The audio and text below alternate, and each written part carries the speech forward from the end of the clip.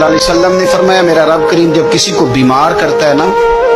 تو پھر اللہ فرشتوں کو بھیجتا ہے، فرماتا جب پتہ کر کے آؤ کسی سے میری شکایت تو نہیں کر رہا۔ تو فرشتے جا کے عرض کرتے ہیں مالک اس کے پاس تو جو بھی آیا نا اس نے یہی کہا کہ الحمدللہ جس حال میں اللہ نے رکھا ہے میں راضی ہوں۔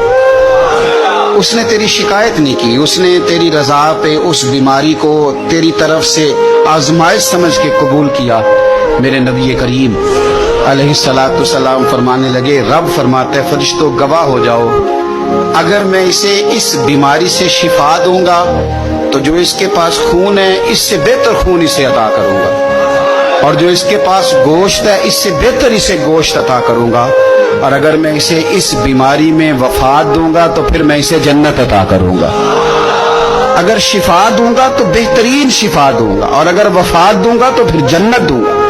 جب آپ حوصلے کے ساتھ چیزوں کو قبول کرتے، جب آپ کی طبیعت کے اندر صبر چھلکتا